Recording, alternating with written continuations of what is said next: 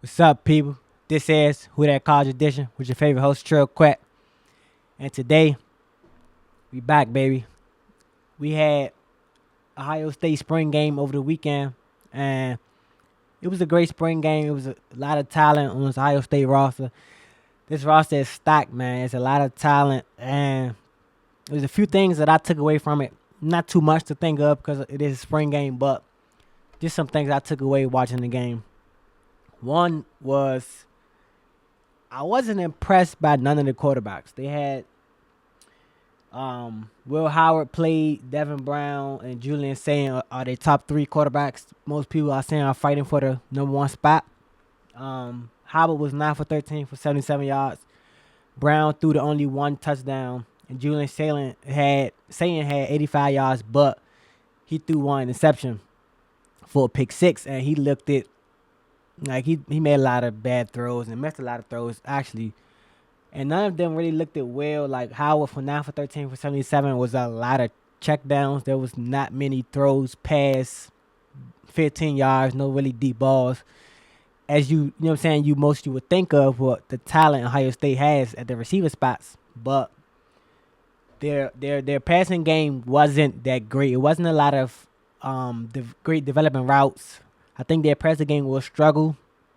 You think about their offensive coordinator Chip Kelly. He's known for his run game efficiency and how to dial up great run plays and a crazy great run game coordinator. And we've seen that. We've seen they had I think 30 some points and all of their touchdowns was rushing touchdowns. Their running backs are crazy. Jenkins and Henderson is a crazy duo. They both will be, probably a 1,000 yard rusher and one probably 700-yard rusher. Their run game will be crazy. Their run game will be the reason they win. Chip Kelly is, like I said, known for his passing game, and I think their pass game will struggle a bit, at least for the first few weeks. It wasn't many open wide receivers. It wasn't many crazy developing routes down the field. As far as how the run game was, a lot of different formations, a lot of bubble screens with the run game, a lot of quarterback run involved in the run game this year, and there'll be a very heavy run team, I believe, this season with Chip Kelly. Not saying it's the bad option, but I mean, you have some great receivers, so of course, you want to get the ball out to those, but of course, the ultimate goal is to win, and that's what it is. Two, I got the DBs, man. The DBs are locked. Like, I'm saying it here, Ohio State has the best secondary in college football. They will have the best secondary in college football this year.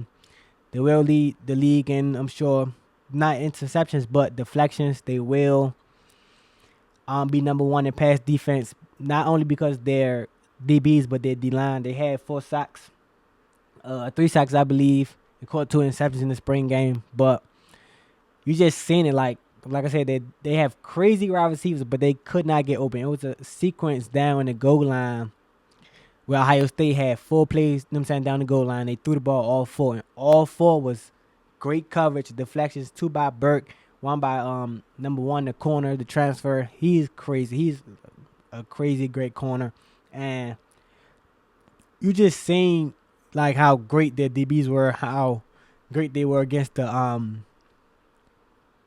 go ball and the jump ball. Like, that's a hard pass to defend in the goal line, but their DBs covered it all night, and they couldn't all day, and they couldn't really get no crazy passes going throughout the entire game. Like, the DBs were all over the field, and it's not a drop between the ones and the twos. There's not a major drop between those two. So that was 2, and then 3.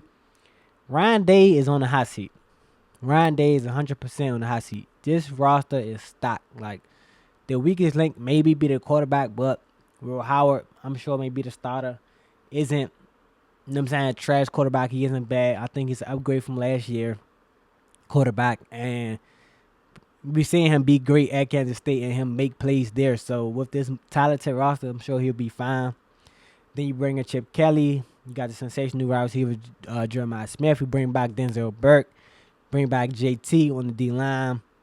They brought back, I believe, like 8, 9 starters, and it's no reason why this Ohio State team should not be ending the season top 3, top 4, and in the national championship at least. Ryan Day is 100% on the hot seat. They should be a top 3 team at minimum, at maximum. They should be a top 3 team. This team, like I said, is stacked from freshmen to seniors. The atmosphere is crazy. It was a stacked, packed house for a spring game, and you thought it was a regular game. How many people was there?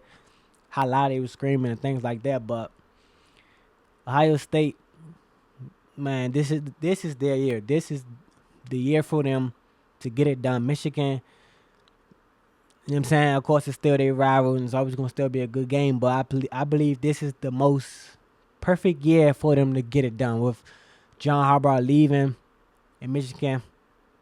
First year really without Harbaugh in a while. So, Ryan Day been there for a minute now. This is his time to get it done. This is the time. This is the year for Ohio State. So Ryan Day, man, is on the 100% is on the hot seat for Ohio State.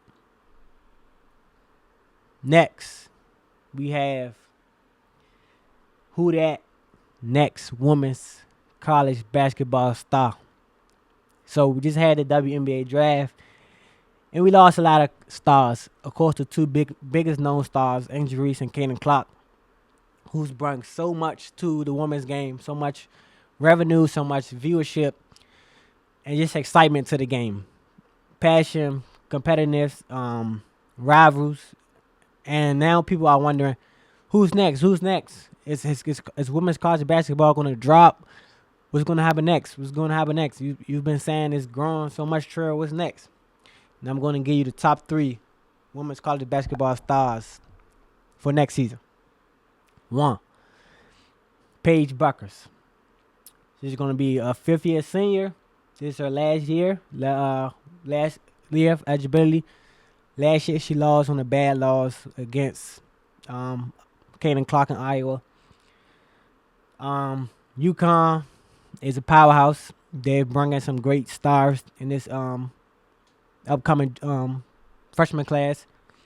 She got 1.5 million Instagram followers, so she's very known, not just for the hardcore women college basketball fans, but for the casuals. And her biggest push is going to be Paige is better than Caitlin Clark.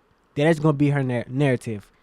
She was supposed to be what Caitlin Clark is, but she got hurt, so Caitlin Clark kind of took over her, you know what I'm saying? Not took over her role, but took the spotlight, kind of. We can say that. Kind of took the spotlight.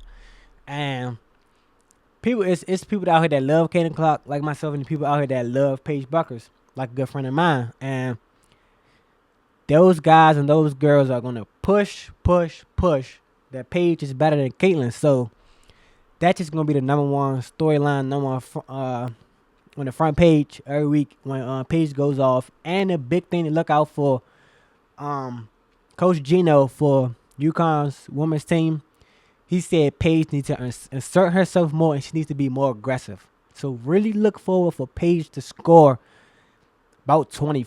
She's been averaging about 22, 21 points per game. I'm really looking forward to her to average at least 26, 27 points per game next season. She's going to be more assertive on offense because Gino knows, like, your best players have to show up. Your best players cannot, you know what I'm saying, not be team players, but they have to get theirs. Like, when Iowa, you know what I'm saying, was winning and they made it to the Final Four in the championship these back-to-back years is because Caitlin Clark got hers. Then she gets players involved once the other team tried to double her or do anything like that. But Clark will insert herself. So look for Paige to insert herself a whole lot next season. I'm like you heard it here. 27 points per game from Paige next year. Number 2, Flau'jae Johnson. I know a lot of people saying, well, Flau'jae, man. Look, she got 1.8 million on Instagram. She's going to be the number 1 option since Reese is leaving. It's going to be her junior year. And we got a glimpse of her dominance and her as a number 1 option during the tournament. She averaged 18 points during the tournament with, you know what I'm saying, still having to get it down low to Reese. And LSU is still gonna be the villains. People are still gonna not like them and hate on them because they got, you know what I'm saying, a lot of dark skinned girls on their team who's doing it their way. Then they got the coach Kim Oakley, who a lot of people doesn't like, Washington Post. But we're gonna see Flau'jae on a star trajectory. We're gonna see her be great. And then the big thing about the stars in the women's college game, you have to think about the year they in. All the girls had to do 4 years, so there's no need to rush the star their freshman year or even their sophomore year because they have to be there 2 more years. So think about it. The media are building these girls up to these stars. They are building them. Flau'jae is ready to blow. She's ready to be that star. She's ready. Like, she puts in the work outside of the game. She puts in the work inside. I mean, not inside. Puts in the work. You know what I'm saying? We see during the games. She's rapping. Got features with Lil Wayne and things like that. In the Elite Chopper. And people gonna hate on her. So if you got haters, you're doing something right. So Flau'jae at 2. Number 3, Juju Watkins. She's at 3 because she's only gonna be a sophomore. And like I said, they groom these girls to be stars. They don't need Juju to be the biggest star in women's college basketball because she's only a sophomore. Then we're going to have to keep screaming Juju for the 3rd year, Juju for the 4th year. You know what I'm saying? We don't need to be screaming Juju for all those years. We don't need that because we're going to scream it next year and next year. We don't need that. So she's going to definitely be a star, though, because she's in LA. Her game is so smooth. She's one of the best players. She scored the most points in freshman history this year. There's nothing on the court that she can't do. She said she had to work on her efficiency, which was her biggest knock from me. And she said she's going to work on that, so I believe that. And because her team is going to win a lot more next year. Like, they made to the Final Four last year. I mean, Elite 8 last year. And this year, they got top 5 of the 20 recruits for freshmen this year, and they're going to make some noise. Like, Juju has made USC backup brand. It's backup place where girls want to go play, and girls want to play alongside Juju. She only got 738 followers on Instagram. That was a big reason kind of why she was at number 3 on this list. And her being in LA was a big reason that she even made the list because, you know what I'm saying, who's not in LA? All the stars are in LA. And you're starting to see a little bit of her little hairstyle, the bun, be like a theme. Like you seen it on the Podcast P episode. One of the guys on there had her hairstyle, and you seen one of the commercials she got. It's about like her hairstyle. It's a lot of the small things that you do, you know what I'm saying, can make you stars. It's not always just about your game. It's about being a star and being something that people can be like, okay, I want to be like Juju. I want to be like Flau'jae. I want to be like Paige. Things like that off the court that makes you a star, not just your game. And a big honorable mention for the stars next season is Hannah Higelo from Notre Dame. Small, she about 5'6". I love her game. She plays offense and defense. Last season she averaged 24 points and she led the league in steals. Notre Dame is winning, but it's a small marketing, like, you know what I'm saying, place or area. Notre Dame made to the Elite 8 last year, and they bringing some good freshman recruits. So look for them to do good. She only has 45,000 on Instagram. That's a big reason why she didn't make the list, and as honorable mention. But her game is going to be so good, she's going to be a star because her game. She doesn't really need to develop the off the court personality yet because she's a freshman as well. Next year she'll be a sophomore. So like I said, they're going to groom her up to be a star, especially in a small place like Notre Dame. Same way they did with Caitlin. So that's my list. 1 Paige, 2 Flau'jae, and 3 Juju for the biggest stars in women's college basketball next season. Now, next we got Mark Page and Kentucky. What? Mark Pope. I'm sorry, Mark Pope. Mark Pope. I know. You don't know who that is. I know you don't. He is from BYU, a small school. He didn't win no championships, no tournament, Final Fours, Elite 8s, Sweet 16s. Nothing. He's got nothing. Like, that's what we doing, UK. That's what we doing, Kentucky. You go from Coach John Calipari, one of the greatest college coaches ever, to Mark Pope. I understand he went there, but at the end of the day, this is a brand. This Kentucky is one of the biggest brands in the world, not even just in college, in the world. And you see the effect. You losing your recruits. You lost your big time recruit Carter Knox, Boogie Flag, Santo. You lost DJ Wagner in transfer portal, and Bradshaw in transfer portal. And I haven't seen any committing to Kentucky. All I've seen is people going away and pushing back. So you see the effect, man. Mark Pope is not a big enough name for, players to go play with. Like I said, these freshmen, it's one and done, man. If you're a 5-star or even a great 4-star, you want to get out of there. You don't want to sit in college for too long. You're trying to get to the league and change your parents' lives. So I don't know if going to play for Mark Pope is going to get me to the league in 1 year. I don't know. I don't know if I'm going to be able to spend from October to April to get to the NBA with Mark Pope. I don't know that if I'm a freshman, but I know Coach Kyle can get me to the league and from October to April because I've seen him do it so many times throughout so many years, throughout the changes of the game and things like that. So Pope is not a name. I'm really going to be interested to see how Kentucky roster looks next year. Coach Kyle, I believe, will get at least, I would say he get at least Carter Knox, Wagner, and maybe Bradshaw to commit to Arkansas. Arkansas, like Coach Kyle said, doesn't even have a roster right now, so it's kind of open. But the big thing a lot of people don't know with college basketball and college sports, the season don't start until a minute. It's April. College basketball don't start back until November, late October, early November. It's a lot of months to recruit. So any fans, any fans of any college sports, basketball or football, the portal is, you can't beat it.